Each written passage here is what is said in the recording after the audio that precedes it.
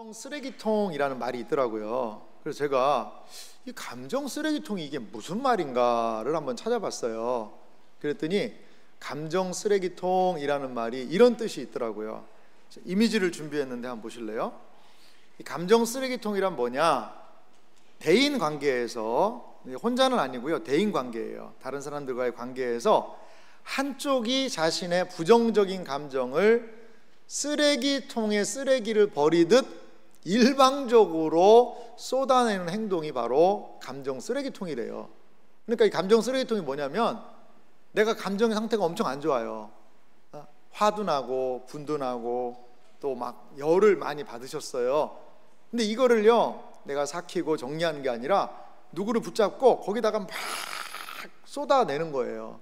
그럼 이 사람은요, 어떻게 보면 대화 관계가 아니라 일방적으로 그 사람의 이야기를 그냥 폭포수처럼 들어야 되는 거죠. 그래서 여기 감정 쓰레기통에서 이렇게 얘기를 해요. 누군가의 대화가 주고받는 소통이 아니라 노동 혹은 시간 낭비처럼 느껴진다면 이는 관계의 균형이 깨어졌다는 신호입니다. 이런 감정 쓰레기통에 대해서 이야기를 해요. 그러면 아니, 나한테 그런 얘기하는 사람이면 딱 만나지 말든가, 아니 안 만나고 차단하면 되지 않나? 라고 우리는 생각을 할 거예요. 그런데 이렇게 하소연하는 사람이 어떤 이야기를 많이 하나 봤더니 이렇게 얘기한대요. 너는 내 이야기를 들어주는 유일한 사람이야, 뭐 이런 얘기를 하는 거예요. 그러니까 불쌍한 생각이 드는 거죠. 또 너밖에 얘기할 사람이 없어서 그래, 그러면서 이런 이야기를 한다라는 거예요. 그러니까 이런 이야기를 들어주지 않으면 얘가 너무나 힘들지 않을까, 그러면서 그 모든 것들을 다 들어주죠. 선한 의도입니다. 하지만 이런 상황이 나의 일상생활에 영향을 주고 감정 노동이 되고 거절하지 못하고 끊을 수 없는 상태로 계속해서 가고 있다면 그것을 한 번쯤 돌아봐야 되는 것 같아요. 무조건 다 들어주는 것만이 능사는 아니다라는 생각이 듭니다. 오늘날을 살아가는 현대인들은요, 이렇게 누군가에게 내 감정을 쏟아놓지 않으면 이게 해소되지 않는, 해소를 시키지 못하는 그러한 상태에 놓여 있지 않나 생각이 들어요. 우리는요, 누군가에게 나의 감정을 쏟아내며 자신의 감정을 정리하는 그러한 사람이 아니라 우리 스스로 우리의 감정을 정리하고 그리고 풀어갈 수 있는 그러한 그리스도인이 되어야 합니다. 그렇지 않으면 이 감정이 우리를 지배하고 또 다른 사람에게 여러 가지 어려운 상황을 주며 상황이 복잡하게 혼란스러운 상황이 될 수도 있다는 겁니다. 오늘 엘리야가 딱 보니까 그런 상태였어요. 오늘 엘리야의 모습을 보니까요, 이세벨의 위협을 받았지요. 이스라엘 백성들이 다 하나님 떠났다라는 생각을 하지요. 오직 나 혼자 남았다라는 그런 생각을 해요.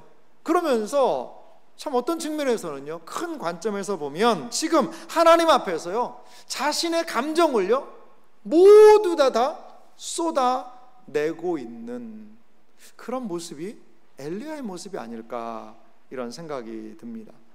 그릇된 감정이 지배하는 엘리야, 어떻게 이러한 상황을 극복할 수 있을까요? 오늘 이 엘리야의 감정적인 상태, 그리고 영적인 침체, 그리고 이것이 어떻게 주님 안에서 해결될 수 있는지를 함께 말씀을 통해 살펴보기 원합니다. 먼저 우리가 살펴볼 것은요, 엘리야가요 어디에 빠졌어요? 감정의 굴에 빠졌다는 것을 우리는 볼 수 있습니다. 엘리야의 모습을 보면 자신의 상황을요 막 감정적으로 북받쳐 오르면서 이야기하는 장면이 등장합니다. 오늘 열왕기상 19장 4절 말씀 보니까요, 엘리야의 모습을 볼 수 있는데요, 이렇게 이야기합니다. 자기 자신은, 엘리야입니다, 광야로 들어가 하룻길쯤 가서 한 로뎀나무 아래에 앉아서 자기가 죽기를 원하여 이르되, 여호와여 넉넉하오니 지금 내 생명을 거두시옵소서. 나는 내 조상들보다 낫지 못하니이다 하고. 여러분, 지금 엘리야의 상태가 어떻죠? 엘리야가 지금 기도하고 있는데 무슨 기도하고 있어요? 죽기를 기도하고 있는 거예요. 나 죽여달라고 기도하는 거예요. 엘리야가 지금 어떤 상황에 놓여 있습니까? 이세벨이란 여인이 엘리야에 대해서 너 내일 이맘때면 내가 죽일 거야 라는 그 한마디가 무서워서 브엘세바까지요, 이스라엘에서 160km를 주행랑을 쳤어요. 그리고 거기에서 하루 길쯤을 더 들어가서 한 로뎀나무에 쭈그리고 앉아서 걸터 앉아서 하나님한테 하소연하고 있는 거예요. 하나님 넉넉합니다. 지금 나를 좀 차라리 죽이는 게 낫지 않겠습니까? 나 그냥 죽고 싶네요. 엘리야는요 지금 어떠한 극도로 소진된 상태였습니다. 탈진한 것이지요. 그리고 뭐라고 얘기하냐면요, 나는 내 조상들보다 낫지 못하니이다. 내 조상들보다 낫지가 못하다는 거죠. 여러분, 이게 무슨 말일까요? 그것은 무엇이냐면 나는 아무런 능력이 없다는 거예요. 여러분, 침체가 오게 될 때, 특히 이 감정적인 침체가 오게 될 때 드는 생각이 뭐냐면 무기력감이 느껴지거든요. 그래, 맞아. 내가 뭐라고? 나는 안 돼. 나는 못해. 그래, 맞아. 네가 뭘 하겠다고. 이러한 무기력감 속에 엘리야는 놓였습니다. 그리고 무엇보다도 죽고 싶을 만큼 절망에 빠졌다는 거지요. 지금 내 생명을 거두시옵소서라는 기도는 삶의 의욕을 완전히 잃어버린 탄식의 모습입니다. 엘리야는 자신에게 찾아온 부정적인 감정을요 제어할 수 있는 능력을 상실해 버렸다라는 거죠. 하나님은 이 선지자에게 물을 먹이시고 떡을 먹게 하고 쉬게 하시죠. 그 다음에 이 선지자는 다시 힘을 내서 어디로 갑니까? 호렙산으로 먼 거리를 여정을 해서 40일 만에 호렙산에 가게 돼요. 자, 호렙산에 간 엘리야가 한 행동이 무엇입니까? 열왕기상 19장 9절, 오늘 본문은 이렇게 말하고 있어요. 엘리야가 그 곳 굴에 들어가 거기서 머물더니 여호와의 말씀이 그에게 임하여 이르시되 엘리야야 내가 어찌하여 여기 있느냐. 아멘. 엘리야는요 그 호렙산이라는 그 곳에 가서 어디에 들어갑니까? 굴에 들어가요. 근데 거기에 이 굴을 어떻게 표현하냐면 그곳 굴, 거기서, 이렇게 그곳의 굴을 지명을 강조하고 있는 것을 볼 수 있어요. 그런데요 이 호렙산에서 하나님을 만났던 사람이 있어요. 이 호렙산은 신의 산이라고도 부르는데요, 누구죠? 모세입니다. 모세예요.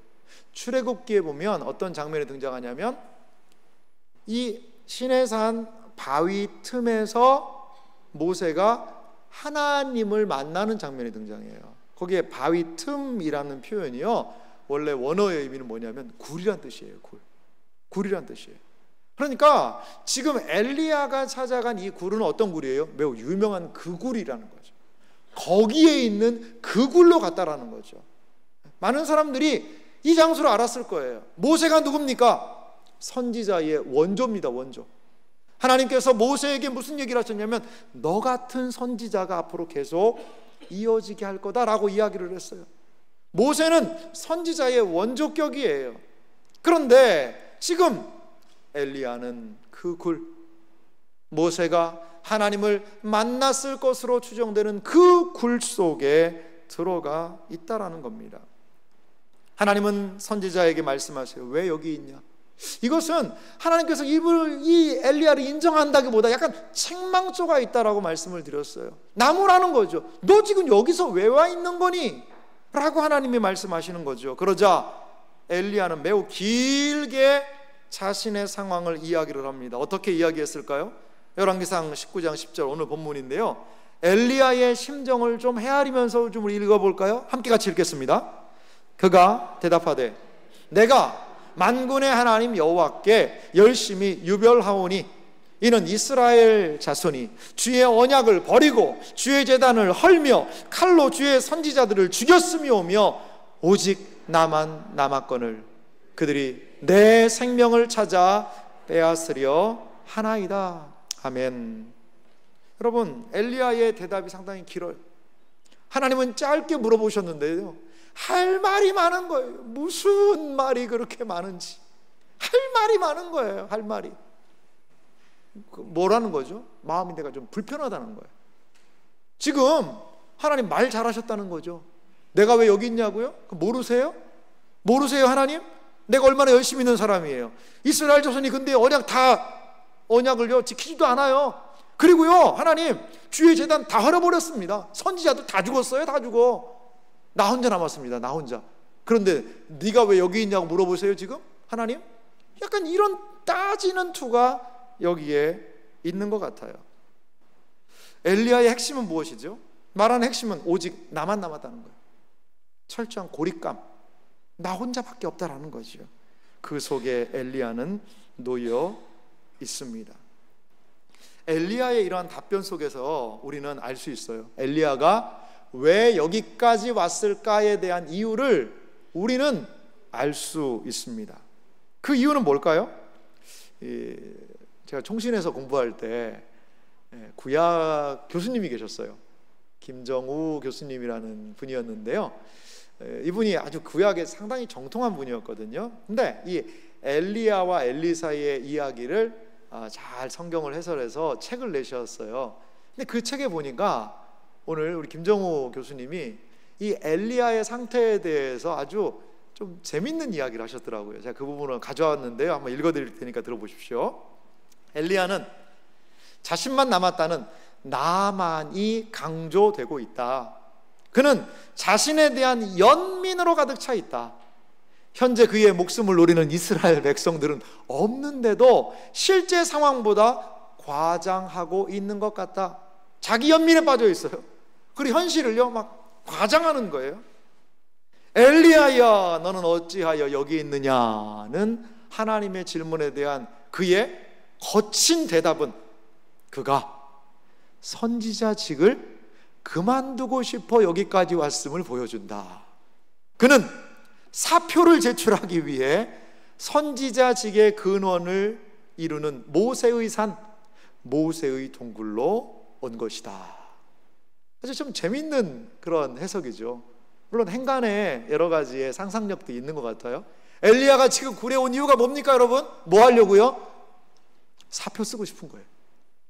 선지자직 사표 쓰고 싶은 거예요. 정말 하기 싫다는 거죠.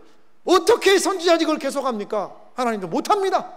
사직서 그거를 쓰고 싶어서 여기에 온 것처럼 보인다라는 거죠. 사랑하는 성도 여러분, 이 모습은 결코 먼 옛날의 이야기는 아닌 것 같아요. 오늘 우리의 삶 속에서도 동일한 많은 상황과 문제들이 일어나고 있지 않습니까? 직장에서 끝없이 이어지는 부담과 경쟁 속에서 나는 더 이상 네 직장 생활 못할 것 같아 힘이 없어 느낄 때가 있죠. 가정에서 해결되지 않는 갈등을 만나면서 나는 왜 이렇게 무능할까 자책하며 스스로 깎아내릴 때가 있지 않습니까? 신앙생활을 이어가지만 기대했던 변화가 보이지 않을 때 나는 혼자 아닐까? 하나님도 나를 버리신 것 아닐까라는 생각에 사로잡힐 때가 있지 않습니까? 바로 지금 그것이 엘리야가 들어가 있는 감정의 동굴이었다는 거예요. 현실은 그대로 있어도 감정이 왜곡된 거울처럼 상황을 크게 부풀려 버리고 소망의 빛을 가리고 있는 것이죠. 굴 속의 엘리야는 더 이상 선지자의 사명을 바라보지 못하고 하나님의 능력도 기억하지 못했습니다. 대신 자기 감정의 소리에 갇혀 있습니다. 나만 남았거늘, 나만 남았거늘, 나 혼자만 남았다라는 그 감정의 소리가 그 동굴 깊숙이 메아리치고 있는 거죠. 하지만 기억해야 돼요. 이 선지자의 감정은 자신이 만들어낸 현실일 수 있어요. 하나님께서는 여전히 7,000명을 남겨두셨고요, 이스라엘 백성들도 하나님께 돌아오는 사람들이 생겼다라는 거죠. 변화가 있어요. 하지만 엘리야는 개인적인 감정에 사로잡혀 그러한 상황을 온전히 바라보지 못하고 있다는 겁니다. 그렇다면 감정에 사로잡혀 있는 엘리야의 문제, 이걸 어떻게 해결할 수 있을까요? 우리는 이 감정의 굴에 들어가는 것이 어떠한 어려움을 주는지를 먼저 살펴볼 필요가 있는 것 같아요. 결론을 말씀드린다면요, 감정의 굴은 진리를 왜곡한다라는 거예요. 감정의 굴의 기능이 무엇이냐? 진리를 왜곡한다라는 거죠. 여러분, 감정의 굴에 들어가 있는 상태가, 여기서의 감정은 부정적인 감정이겠죠.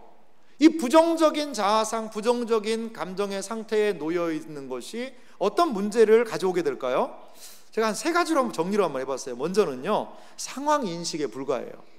이 감정의 굴에 딱 들어가 있으면요, 계속해서 자기 생각, 자기 감정의 소리를 듣고 그 굴에서 자기 감정의 소리가 메아리 치면서 있을 때 문제점은 무엇이냐? 상황 인식이 불가하다는 거죠. 감정의 굴에 빠지면 현실은 그대로 있는데도 불구하고요, 그 상황 인식이 달라져요. 엘리야는 자기 감정에 갇혀 혼자라고 확신하고 있지 않습니까? 감정의 깊은 굴은 이렇게 상황을 바르게 인식하지 못하게 합니다. 엘리야가 느끼는 현재의 감정 상태는 두려움, 자기 연민, 하나님의 역사와 믿음의 공동체를 바라보지 못하는 두려움과 자기 연민 속에 그 감정에 사로잡혀 있다는 거죠. 로이드 존스 목사님이 감정에 대해서 이렇게 또 정리를 하신 부분이 있더라고요. 좀 같이 한번 읽어볼까요? 함께 같이 읽어보겠습니다. 영적 침체의 큰 원인 가운데 하나는 우리가 사실을 있는 그대로 보지 못하고 감정이 해석한 현실만을 바라보는 데 있다. 여러분, 그래요. 이 영적 침체의 원인 가운데 하나가 뭐냐면 있는 그대로 사실을 보지를 못해요. 그러니까 내 감정에 따라서 다른 많은 것들을 해석을 한다는 거죠. 근데 그 해석이 바르면 좋은데 내 감정이 안 좋으니까 그 상황을 뭐 하는 거죠? 왜곡하는 거예요. 잘못되게 해석하는 거예요. 그런데 감정이 해석한 대로 내 기분이 안 좋고 내 마음 상태가 안 좋고 내가 지금 화가 나 있고, 그러니까 저거는 무슨 의미가 있어? 의미가 없지. 이런 식으로 현실을 왜곡시키는, 현실의 문제를, 상황을 인식하는 것이 불가능하게 하더라는 거죠. 감정은요, 꼭 뭐가 있냐면 왜곡한 거울과 같은 것 같아요.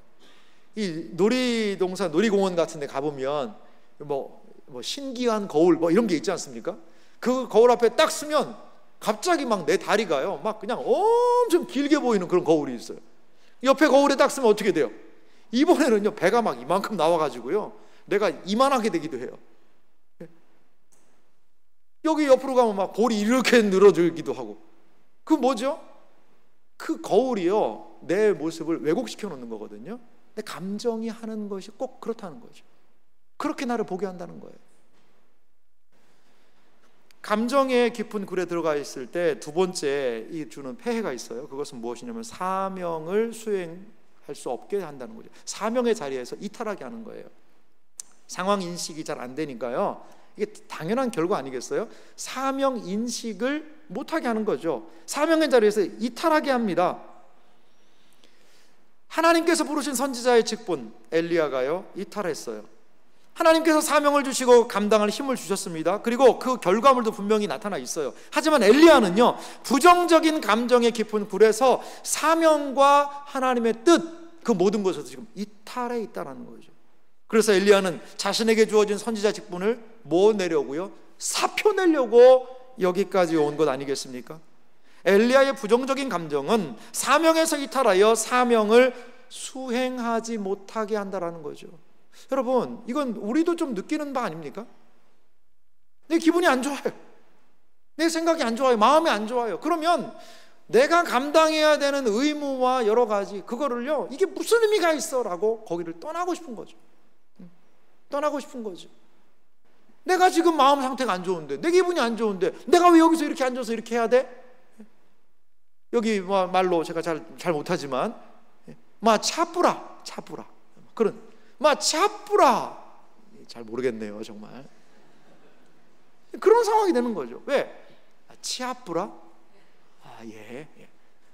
그래요. 내 기분이 안 좋다는 거죠. 내 감정이 안 좋다는 거죠. 그래서 내가 서 있어야 되는 그 자리, 내가 해야 되는 의무, 이 모든 것들 자리에서 이탈해버리는 거죠.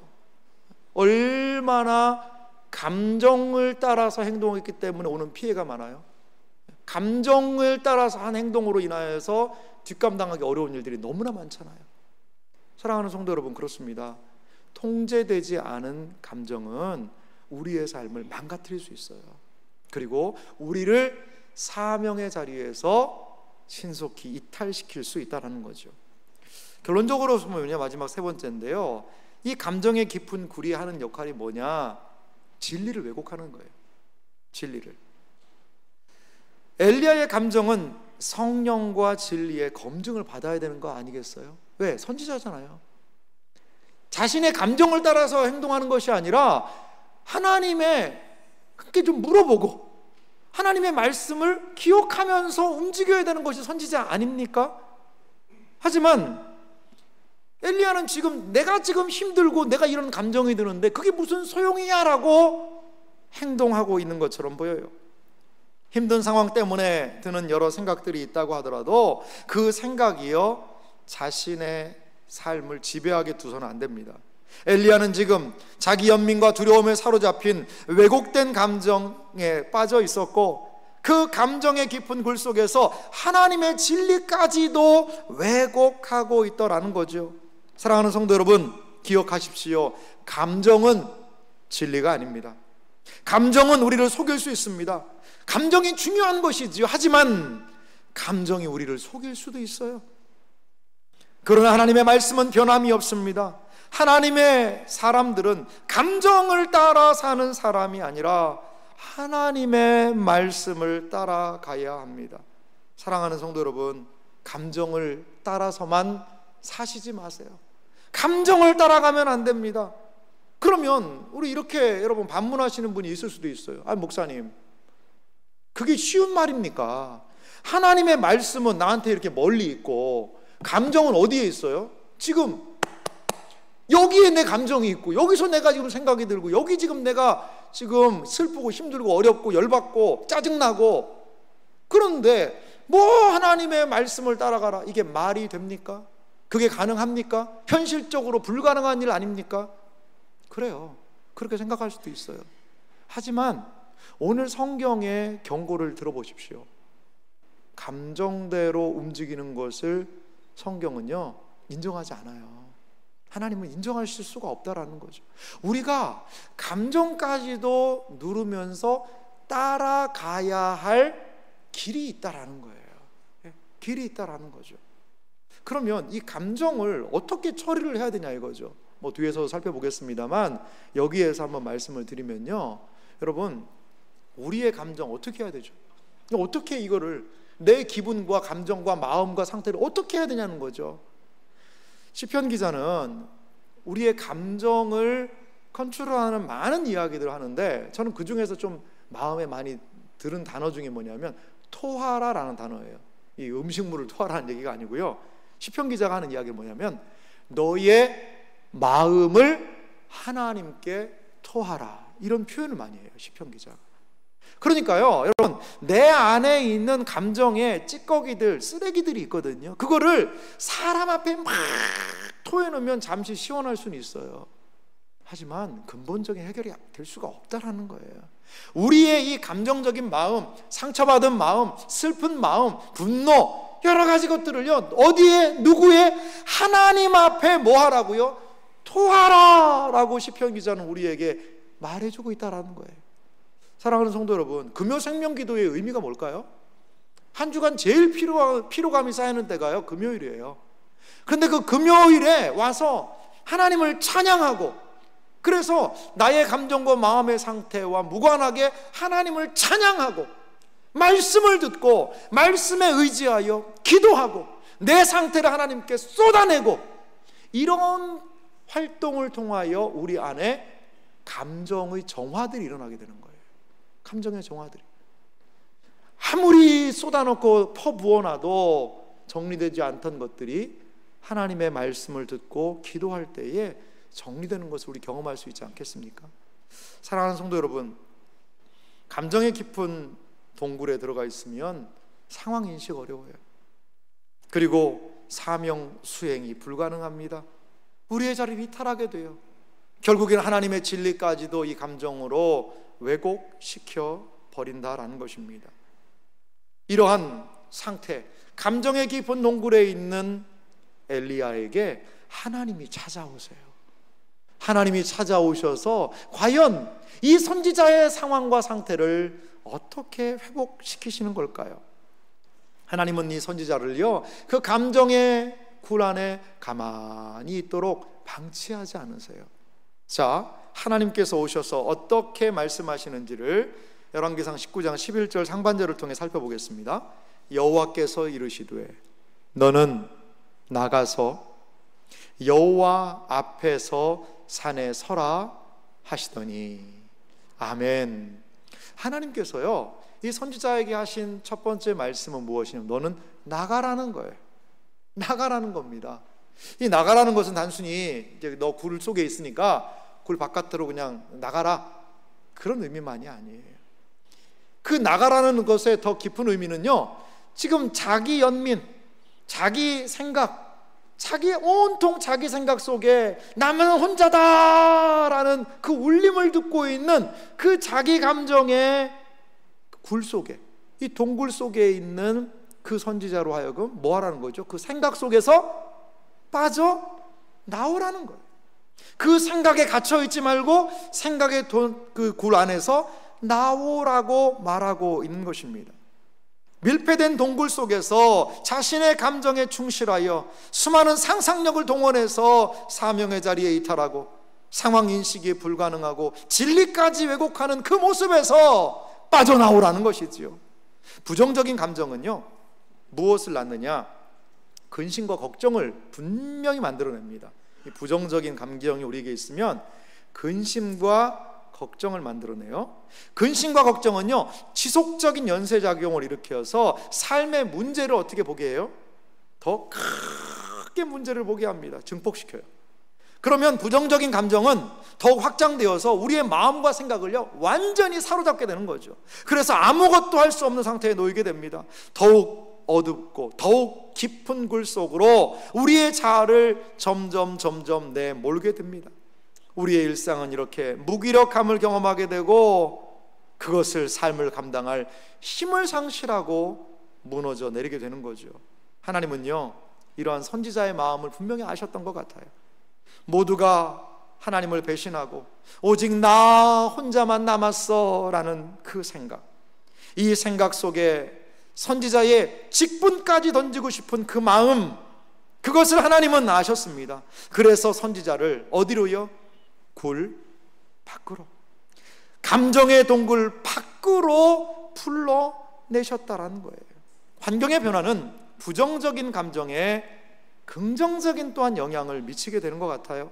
자기의 생각 속에서만 살다가 그 생각 속에서 나올 수 있는 계기가 만들어지게 된 거죠. 여러분, 우리도 이런 것들을 경험하게 되는 것 같아요. 그 내 생각 속에만요, 여러분 고립되어 있지 마세요. 고립되어 있지 마세요. 하나님께 기도도 하지만요, 물론 믿음의 좋은 가족들, 식구들과 이 믿음의 사람들과의 대화도 내 문제, 내 상황을 좀 다른 시선에서 볼 수 있는, 저는 힘을 줄 수 있다고 봐요. 힘을 줄 수 있다고 봐요. 그렇습니다. 상황의 개선이 필요해요. 굴 안이 아니라 굴 밖으로 나오는 상황의 개선이 우리에게도 필요하다라는 거죠. 그래서 여러분들에게 권면드리고 싶은 건요, 늘 똑같은 일상만을 하지 마세요. 길도요, 똑같은 길로만 다니는 분 계시잖아요. 똑같은 행동만을 반복하잖아요. 그렇게 하지 마시고 때로는 그 일상에서 다른 것들을 한번 해보세요. 정말 답답하고 힘들면요, 새벽에라도 나와서 한번 기도해 보세요. 한 주간 동안 내가 진짜 이 마음을 하나님께 좀 쏟아내고 싶다. 신앙적으로 말이죠. 신앙적으로 금요 생명 기도에 와서 울부짖고 기도하면서 내 상황을, 하나님께 좀 답답한 상황을 쏟아내 보시기 바랍니다. 이렇게 우리에게는 기존의 굴이 아니라 굴 밖에 그런 환경도 필요해 보인다는 거죠. 그런데 하나님께서는요, 단순히 선지자를 굴 밖으로 끄집어내시는 것만이 목적은 아니셨어요.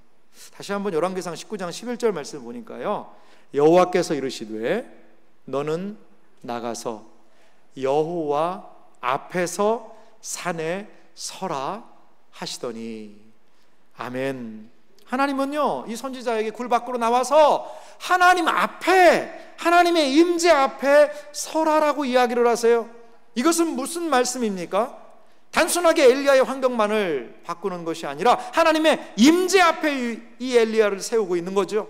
엘리야는 자신의 감정 속에서 나만 남았습니다라고 외쳤어요. 하지만 하나님은 그를 굴 밖으로 끌어내어서 너 혼자가 아니라 내가 너와 함께 한다라는 사실을 보여주기 원하셨다라는 거죠.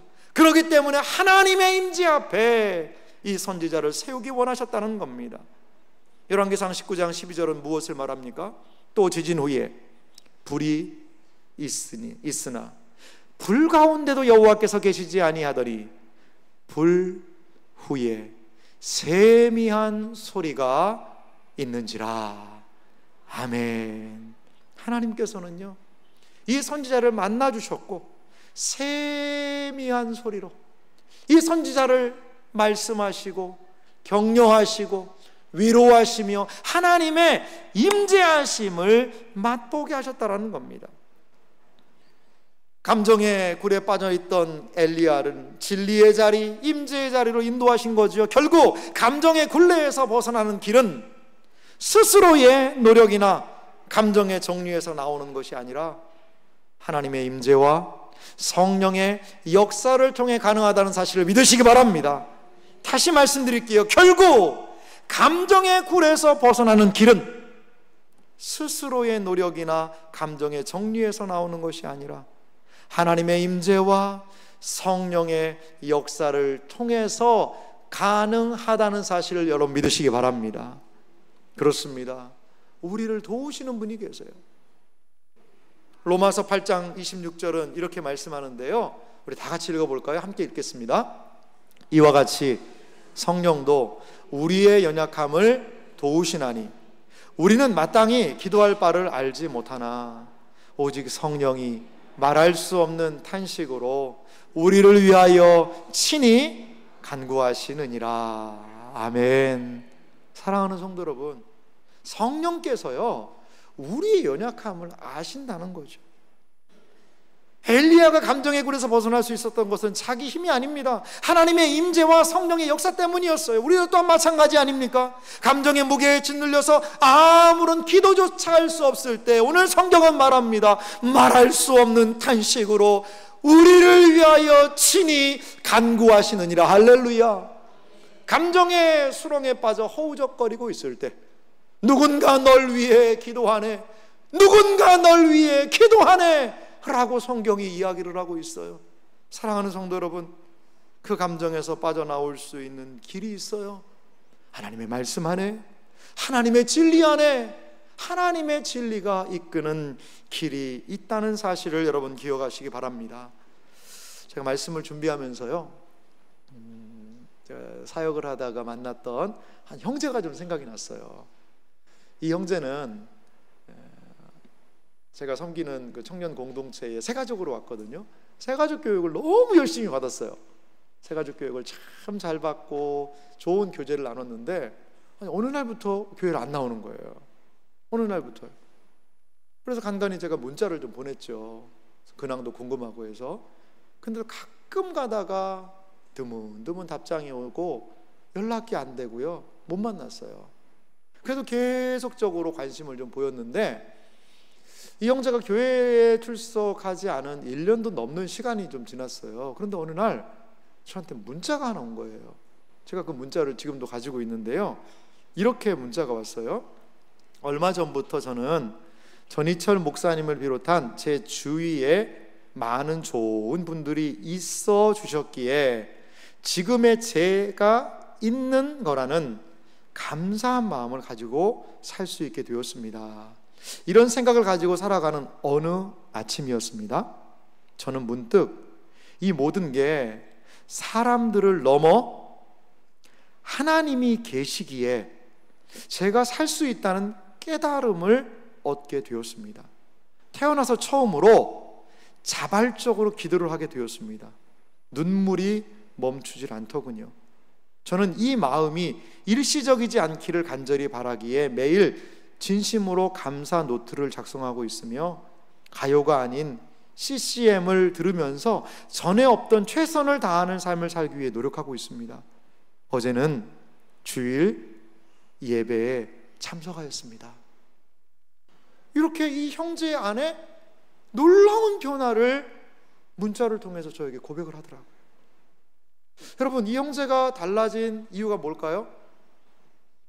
많은 이야기들이 있을 수 있겠지만 이 형제의 근본적인 달라진 거는요, 하나님 앞에 정말 선 거예요.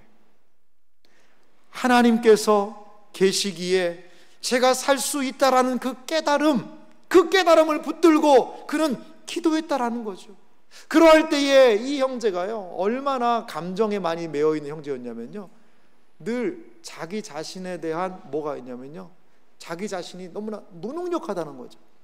자기 자신에 대한 비하가 있더라고요.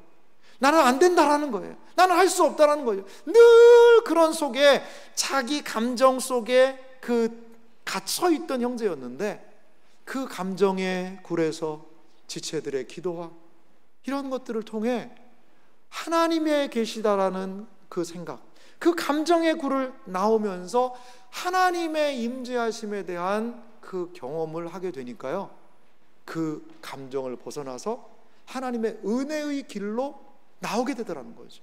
이 형제가 상당히 많은 급진적인 변화가 일어났거든요. 그래서 이런 이야기를 해요. 자기가 항상 만나서 이야기하던 친구가 있더라는 거죠. 근데 다시 그 친구를 만났는데 이런 생각이 들더래요. 내가 이 친구를 너무 모른다는 생각이 들더래요.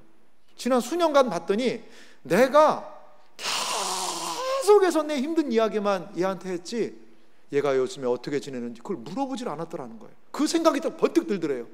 그래서 그때 너는 요즘에 어떻게 지내니? 너의 상황은 뭐니를 물어볼 수 있는 제 마음에 여유가 생겼어요 라고 이야기하더라고요.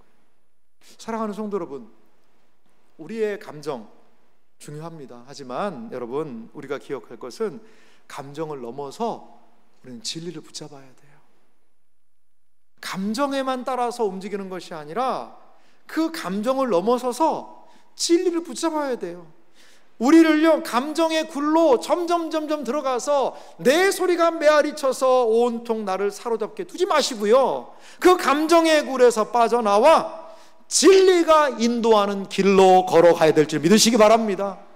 그리스도인은 누구입니까? 주님이 우리에게 들려주시는 감정의 소리가 아니라 주님의 소리를 듣고 주님이 말씀하시는 음성을 따라 주의 길을 뚜벅뚜벅 걸어가는 존재들이 믿음의 사람들이라는 사실을 믿으시기 바랍니다.